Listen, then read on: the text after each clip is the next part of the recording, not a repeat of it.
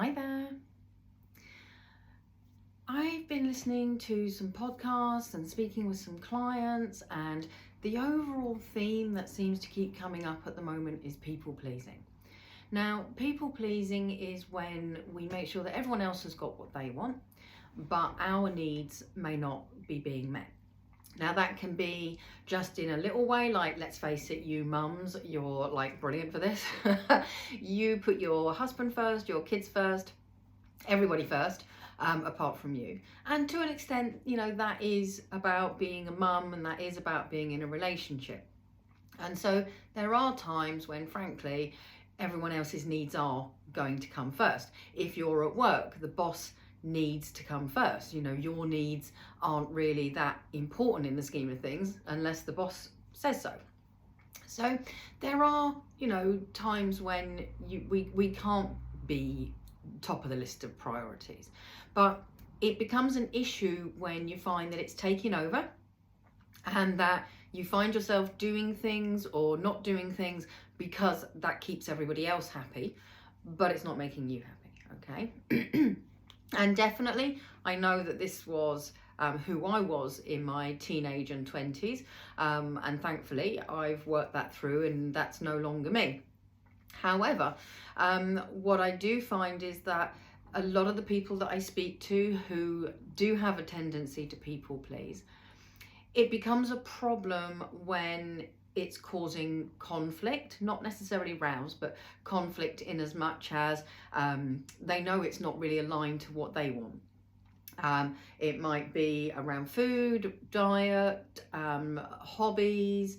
It can be absolutely anything where once you're aware that this isn't really what you want, you're just doing it because other people do.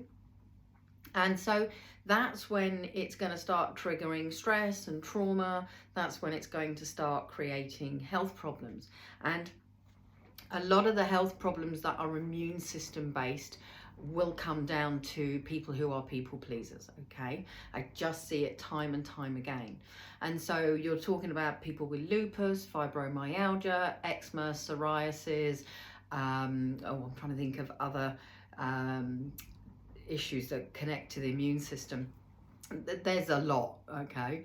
And so when we know that that's causing a health problem, then we know it's gone a step too far. Now, sometimes when I'm working with somebody, it becomes apparent that they're actually getting what we call a secondary gain. And what that means is they get something from giving someone whatever they want, even if it's not aligned to their own needs.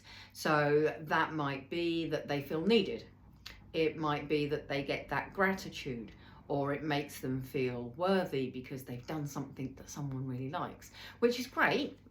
But we shouldn't look for external validation. We should be looking for internal validation only, which basically means I approve of me. I don't really care what you think. All right. Because when we're looking to everyone else to go, aren't you fabulous? Aren't you wonderful? It's a passing thing, because as soon as they've said it, we'll be fretting over the next not feeling good enough. Whereas when it comes from inside us, it's there all the time. Okay. So it's really important that we understand why it's an issue, that sometimes it's okay to people please, and that sometimes we're actually getting something out of it, which doesn't necessarily mean it's healthy. Okay. So if you know that you're a people pleaser, if you know that it's not making you happy because you're bending over backwards and running yourself ragged and you don't feel good about it, what does it give you? I know somebody where for them, they just loved being the martyr. Oh, my life is never my own. It's always someone else, and they just spend their whole time moaning about the fact that they're not happy and their life's not their own and everyone takes advantage of them and so on and so forth. And then they get sympathy from people. And actually what they want is that compassion and that sympathy, because they're not getting it from all these people who are using them. And so in a bizarre way, that situation gives them what they want. But if they can get that sympathy and that compassion from somewhere else or from within, then they don't need to people please. Now, another problem that I find is that when we change, we we can be held in place by those around us. So let's say that you want to stop being a people pleaser and you want to put very strong boundaries in place, and you'll go, right, no, this is how it's going to be. Your friends and family, they've had all your lifetime where you've been this other person. They're not necessarily going to be on board with you saying, right, I'm putting strong boundaries in place. Don't ring me at 11 o'clock at night. Don't expect me to drop everything and come running round and, you know, solve whatever problem you find yourself in. Don't expect me to do a 12-hour day and then come and do your housework, look after you and cook your dinner. And, you know, whatever the scenario might be. And so when that happens, there can be issues with those who love us because they want to keep us in the box that we've been in. And that can be a tricky one. That's the bit where you've got to keep your resolve and keep those boundaries strong and not be dragged back in. Imagine that you wanted to go vegetarian or vegan, and everyone in the family is like, oh God, she's being flaky. She's got funny food fads. And they go, oh, go on, you always used to eat beef, you know, have a steak. And it's like, no, I'm vegetarian now. Then they have to respect that boundary because that is important to you, okay? So you need to make sure that you're surrounded by people who have the same values, who identify the same way and value things in the way that you do. Otherwise, it's going to be really like nigh on impossible. If you're hanging out with everyone that drinks and you want to give up drinking, that's not the best environment to give it up in. And it's not saying that it can't be done, because I know people who've done it, but it's much, much harder when you're being cajoled by those, oh, go on, just have one. Just have a pint. You know, 1 pint can't hurt, can it? And then the next thing you know, you've had 6 pints. So it is about being strong. It is about changing behaviours, possibly spending less time with those people that are going to drag you into doing things that you don't really want to do. You're going to feel guilt. You just accept it, okay? Because when we don't give people what they need and they're disappointed in us, we feel guilt, okay? Now, the key is to work out how important that guilt is. You know, if your boss says, oh, you'll do the overtime, won't you? And you go, no, I'm going home to look after my kids. You might go, oh, I feel really bad. I feel really guilty because now they've made Mary do it. But at the end of the day, you don't have to do all the overtime that's there. Okay, and if you have been that person that's always taken the overtime and everyone else has gone, brilliant, I can go home because she's doing it, then, you know, that's created a behaviour and an understanding. Everyone's like, oh, it's all right, she'll do it, we don't need to offer. Okay, so people are going to have to get used to the fact that that's not the case. And it's okay to feel guilty that you didn't do it. And to be honest, those that love us, they'll get over it. You know, if your mother rings and says, oh, you know, are you coming mothering Sunday? No, I'm working. Or no, I'm taking my kids out. Or even my kids are taking me out. You know, she's going to be disappointed. But, you know, you can say, well, I'll come over Saturday instead. Or, you know, we'll do the next Sunday. It just depends what the scenario is.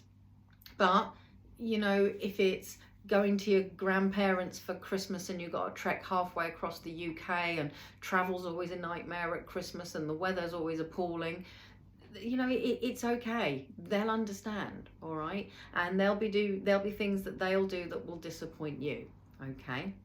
So don't worry about feeling that guilt. It's how you process that guilt. So don't take it on. Don't beat yourself up with it. Don't make your life an emotional hell because you go, oh, I've upset them. Oh my God, they don't love me. They're never going to talk to me again. All right. And, you know, if you're not careful, your life just isn't your own. You can just live your life to give everyone else what they want. Okay.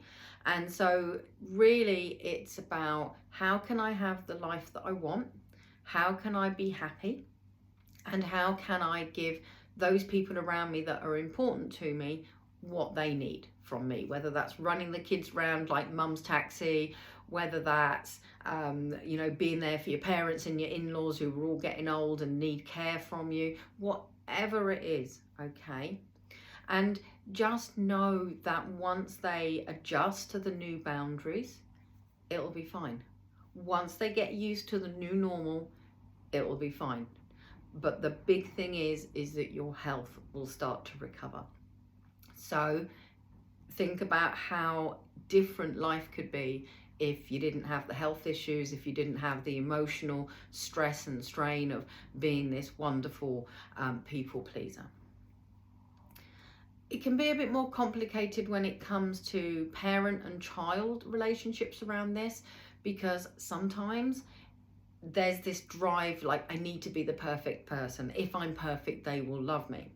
And that is often something that we learn or create when we're really small, because the first time we're criticized or told off, we don't feel loved, we feel horrible. You know, I mean, how many times did you cry as a kid when your mum and dad told you off? And so that can trigger a need for perfection in some people. And so therefore they will bend over backwards. They will do whatever is asked of them in that bid to be perfect. So if you fall into that category, or if you've got a controlling partner that, you know, has this like really super high benchmark that you've got to hit and you constantly miss, then that's going to be trickier, but it still can be done. And so again, it's down to having other ways of dealing with that and how you deal with it emotionally, and it's about putting in those new boundaries. And that's basically my role. My role is to help people create those strategies, because it is much harder when it's someone that you love and when that relationship is still ongoing. So if you are a people pleaser, just have a think about it. Just really look at who you want to be and what you want your life to look like, and then we can work out a strategy to get you there. So I hope you found that interesting, and I'll be back with you again soon.